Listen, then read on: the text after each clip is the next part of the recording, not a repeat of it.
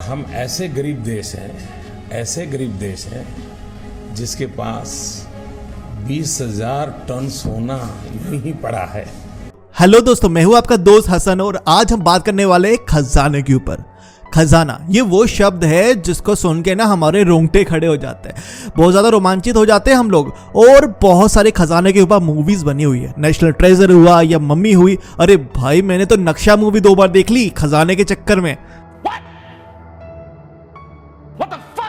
लेकिन खजाना तो खजाना है दोस्तों, शब्द नाम काफी है उसका हमें रोमांचित करने के लिए। वैसे मैं आपको बता दूं, भारत में ऐसी बहुत सारी जगह है जहां पे खजाना दफन है। दोस्तों, आपने अलीबाबा और 40 चोरों की कहानी तो खूब सुनी होगी, जहां पर दरवाजा खुलता है और उसका पासवर्ड क्या होता है, खुल जा सिम सिम। भारत में ऐसी गुफा क्या कहीं है, इस वीडियो में जानेंगे दोस्तों। वैसे तो आए दिन खबर आती है भारत के इस स्थान पे सोना निकला है, यहाँ पे खजाना गड़ा था, यहाँ पे ये था, वहाँ पे वो था। कभी किसी साधु को सपना दिख जाता है कि इसके नीचे खजाना है तो गवर्नमेंट खुदाई करवाना शुरू कर देती है, लेकिन निकलता कुछ नहीं। कभी कभी ये भी होता है कि न्यूज वाले भी छोटी सी बात को बड़ा बना देते हैं, जैसे कि आप ये न्यूज देख सकते हो। भारत एक बार फिर से सोने की चिड़िया बनने जा रहा है। देश में स्वर्ण युग आने वाला है। के नीचे 3,650 टन सोने का भंडार। रिजर्व बैंक से 5 गुना ज्यादा खजाना। ओहो। जंगल में मिला गुड 14,727 अरब का सोना। Oh my God! Wow! लेकिन बाद में क्या निकला दोस्तों? करोड़ रुपए होगी, लेकिन इतनी सनसनीखेज खबर के बारे में खुलासा ये हुआ कि सोना तो मिला, लेकिन सिर्फ 160 kilo. Geological survey of India ने सोनभद्र में 3350 टन सोना मिलने की मीडिया रिपोर्ट्स को गलत बताया है। लेकिन दोस्तों रुक जाइए, मैं आपको बताता हूं कि ऐसी और भी जगह है जहां पे सच में खजाना है, जहां पे लोगों को पता है कि 100% यहां पे खोदने से खजाना मिलेगा। और ऐसी भी जगह है जहां से ऑलरेडी लाखों करोड़ों रुपए का खजाना निकल चुका है। तो आइए बात करते हैं ऐसे ही जगहों के बारे में। गोल्ड केव, सोन भंडार, राजगीर, बिहार। सोने का यह भंडार बिहार के राजगीर में एक गुफा के अंदर है, जिसके बारे में कहा जाता है कि इसमें मगध साम्राज्य के सम्राट यानी मौर्य शासक बिंबिसार का बेशकीमती खजाना छुपा है, जिसे आज तक कोई नहीं खोज पाया। इसे सोन भंडार के नाम से जाना जाता है। दरअसल राजगीर प्राचीन समय में मगध की राजधानी थी। यहीं पर भगवान बुद्ध ने बिंबिसार को धर्मोपदेश दिए थे। इस शहर में भगवान बुद्ध की यादें बसी हुई है। हालांकि कुछ लोग इस खजाने को पूर्व मगध सम्राट जरासंध का भी बताते हैं। जरासंध का नाम आपने महाभारत में काफी बार सुना होगा। ये वही जरासंध है जो कि हमारे कंस मामा के ससुर थे। ये वही जरासंध है जिन्होंने करीबन 86 राजाओं को कैद कर रखा था और उनका खजाना भी लूट के कहीं छुपा रखा था। ये वही जरासंध है जिनकी वजह से हमारे कृष्ण भगवान का नाम रणछोड़ दास पड़ा था। कहते हैं यहां पर एक ऐसी गुफा है जिसको हर कोई नहीं खोल सकता, और इसी गुफा के अंदर दफन है करोड़ों रुपए का खजाना। और इस गुफा से कुछ दूरी पर उस जेल के अवशेष भी है जहां अजात शत्रु ने अपने पिता बिंबिसार को बंदी बना रखा था। सोन भंडार गुफा में प्रवेश करते ही पहले एक बड़ा सा कमरा आता है। कहते हैं कि यह कमरा खजाने की रक्षा करने वाले सैनिकों के लिए बनाया गया था। इसी कमरे की पिछली दीवार से खजाने तक पहुंचने का रास्ता बना हुआ है, जिसके द्वार पर एक बड़ा सा पत्थर का दरवाजा है। इस दरवाजे को आज तक कोई नहीं खोल पाया। कहते हैं एक विशेष मंत्र ही इस दरवाजे को खोल सकता है। और इस गुफा के ऊपर शंख लिपि में कुछ लिखा भी है। शायद यही वो मंत्र है जिसको पढ़कर यह दरवाजा खुल सकता है। जैसे कि अलीबाबा की गुफा में खुल जा सिम सिम कहने से दरवाजा खुलता था, वैसे ही इस शंख लिपि पे जो मंत्र है उसी के उच्चारण से दरवाजा खुलेगा। लेकिन वो शंख लिपि किसी को भी पढ़ना नहीं आती है और दुनिया भर से आए लोग इस लिपि का सीक्रेट खोजने में विफल रहे। आप में से कई लोग ये सोच रहे होंगे कि आखिर अभी तक क्यों नहीं किसी ने इसे निकाला। तो मैं आपको बता दूं, अंग्रेजों ने भी बहुत कोशिश की थी और बहुत से खजाना खोजियों को बुलाया जो इस काम के लिए माहिर थे। उन्होंने इसका नक्शा भी बनाया और नक्शा बनाने के बाद ये बोला कि इस बात पर कोई शक नहीं कि यहाँ लाखों टन सोना दफन है, पर सोना बाहर नहीं निकाला जा सकता, क्योंकि जिस कमरे में ये सोना है वहां एक बड़ा सा पत्थर है जो वक्त के साथ गुफा की दीवार से जुड़ सा गया है और अगर कैसे भी ये पत्थर हटा भी लिया गया तो भी अंदर का रास्ता इतना सकड़ा है कि वहां पर एक समय में सिर्फ एक ही इंसान प्रवेश कर सकता है, और यकीनन अंदर भी इसी तरह का कोई पत्थर होगा जो कि एक इंसान से हटाना असंभव है। ये सब जानकर अंग्रेजों को बड़ा गुस्सा आया कि एक पत्थर कैसे हमें रोक सकता है, और उन्होंने इस गुफाओं पे बहुत सारे तोप के गोले बरसा दिए।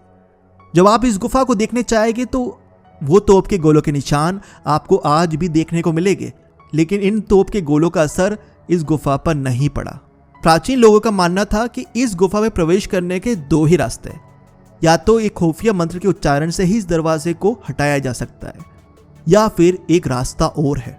वैभवगिरी पर्वत सागर से होकर सप्तपर्णी गुफाओं तक जाता है, जो सोन भंडार की गुफा की दूसरी ओर पहुंचता है।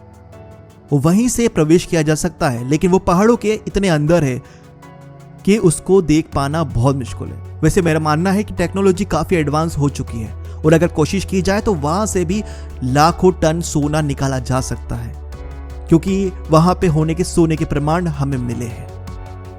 तो इसके बारे में क्या सोचते हैं आप, जरूर कमेंट करिएगा। दोस्तों, दूसरी जगह है श्री पद्मनाभ स्वामी मंदिर। बहुत ही खूबसूरत मंदिर है दोस्तों। केरला जब भी आप जाए ना, इस मंदिर को अपनी बकेट लिस्ट में जरूर डालिएगा, क्योंकि ये मंदिर देखना लोगों के लिए सौभाग्य लाता है। सौभाग्य लाए भी क्यों ना, एक तो खूबसूरती और दूसरी चीज यहाँ पे छुपी हुई मिस्ट्री। जी हाँ दोस्तों, 6 तहखाने जिसमें से 5 खोले गए, एक तहखाना नहीं खोला गया क्योंकि लोग बोलते हैं ये मंत्रों से प्रोटेक्टेड है। वैसे मैं आपको श्री पद्मनाभ स्वामी के बारे में बताऊं, ये मंदिर, इसका नाम पद्मनाभ स्वामी, पद्मा मीन्स कमल, नाभा मीन्स नाभि, और स्वामी मीन्स भगवान। यहाँ पे विष्णु जी की बहुत बड़ी और खूबसूरत सी प्रतिमा है, जो कि शेष नाग पे लेटी हुई है, और उनकी नाभि से कमल का फूल निकल रहा है, पद्मा नभा। उस कमल के फूल के ऊपर विराजमान है ब्रह्मा जी। विष्णु जी की मूर्ति के साइड में ही शिवलिंग भी है। तो तीनों महादेव इस मंदिर के अंदर विराजमान है। इतिहासकारों के अनुसार यह मंदिर 8वीं सदी में बनाया गया था लकड़ी से, फिर 18वीं सदी में इसे ग्रेनाइट पत्थर से वापस बनाया गया। लेकिन इस मंदिर का उल्लेख कई ग्रंथों में मिलता है जो इसे 5000 साल पुराना मंदिर सिद्ध करते हैं। यहाँ 365 खंबे हैं जो साल के 365 दिनों को दर्शाते हैं, लेकिन उसी के साथ साथ 6 वॉल्ट्स है, यानी कि तहखाने, जो बड़े ही चर्चा में रहते हैं। अरे भाई, रहे भी क्यों ना, इन 6 में से 5 वॉल्ट्स को खोला गया। वहां पर 1 लाख करोड़ से भी ज्यादा का मूल्यवान खजाना निकाला जा चुका है, जिसमें हीरे, मोती, बेशकीमती पत्थर और जवाहरात है। अरे भाई, ये भी बात मैं आपको बता दूं कि ये तहखाने कोई पहली बार नहीं खोले गए। इन तहखानों को पहले भी खोला जा चुका है, 1908 और 1931 में। जब 1908 में पहली बार ये तहखाने खोले गए थे और खोले जाने की कोशिश की गई थी, तो वहीं पर बहुत सारे सांपों का झुंड आ गया, और ऐसा लग रहा था कि ये सांपों का झुंड इन तहखानों की रक्षा कर रहा है, और उनकी कोशिश नाकामयाब हो गई। फिर अंग्रेजों ने 1931 में भी इसको खोलने की बड़ी कोशिश करी, तब भी विफल रहे। फिर भारत सरकार के आदेशानुसार 2011 में इन तहखानों को वापस खोला गया। 6 में से 5 तहखाने तो खोल दिए गए, लेकिन एक तहखाना वॉल्ट नंबर B अभी भी नहीं खोला गया। बड़ी कोशिशें की गई है, लेकिन इसको खोलना किसी के बस की बात नहीं। इसके दरवाजे पे बने हुए 2 बड़े बड़े नाग के स्ट्रक्चर ये बताते हैं कि इसके पीछे जरूर बहुत बड़ी चीजें रखी गई है, और इस दरवाजे की रक्षा कोई स्पेशल मंत्र कर रहा है। इसलिए फिर सरकार ने इस दरवाजे को खोलने की कोशिश भी नहीं करी। यह मिस्ट्री अभी भी बनी हुई है कि इस वॉल्ट के अंदर है क्या। यह वॉल्ट यहाँ पर सबसे बड़ा नजर आता है। अगर वहां के रहवासियों की बात करें तो वहां पर एक कहानी बड़ी मशहूर है। वहां के निवासी ये मानते हैं कि इसके अंदर एक ऐसी गुफा का रास्ता है जो ऐसी जगह निकलती है जहां सोने के पहाड़ है, मगर सिर्फ और सिर्फ ये मंत्र से ही खुल पाएगी। लेकिन कौन से मंत्र से, ये नहीं पता। ये तहखाने इतने ज्यादा रहस्यमय हैं कि इन तहखानों का जिक्र एक विदेशी महिला एमिली गिलक्रिस्ट हैच ने अपनी book Travancore a guide book for the visitor में भी किया है, जो उन्होंने 1933 में लिखी थी।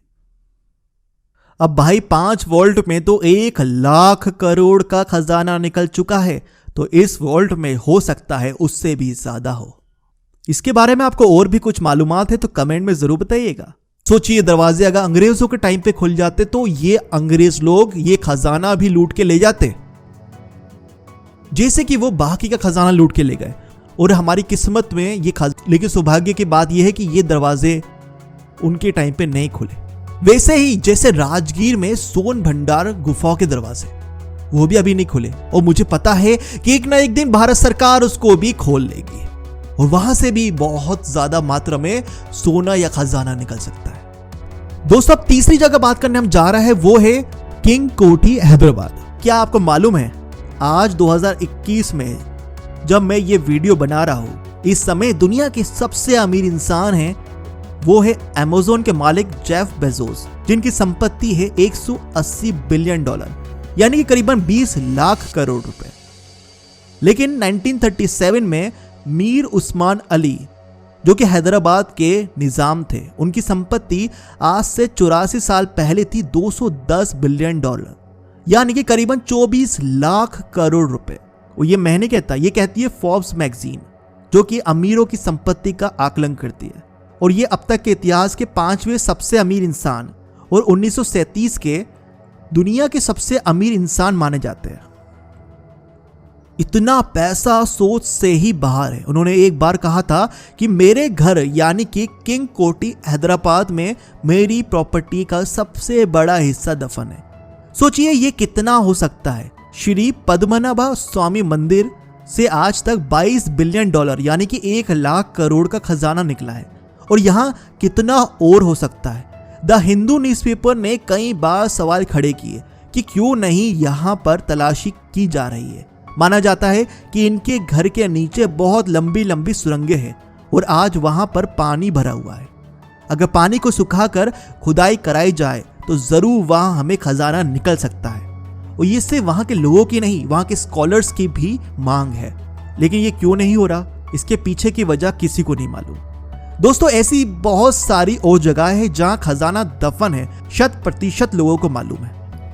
दोस्तों, अगर आप चाहते हो इसका मैं पार्ट 2 बनाऊं और भी भारत के अंदर जो जगह है वो आप तक लेकर आओ कि वहां खजाना दफन है या वहां के क्या मिस्ट्रीज है, क्या राज है, तो इस चैनल को जरूर सब्सक्राइब कर लीजिए। मेरा नया चैनल है, ये दूसरी वीडियो है। अगर आपको पसंद आती रहेगी वीडियोस तो मैं आगे की वीडियोस को और अच्छे से बना सकता हूं, मुझे भी मोटिवेशन मिलेगा। आप चैनल को सब्सक्राइब करके शेयर करिए, लाइक कीजिए इस वीडियो को और बेल आइकन जरूर दबा दीजिए ताकि मेरी अगली वीडियो आप तक पहुंच सके और आप भी उस वीडियो के मजे ले सके।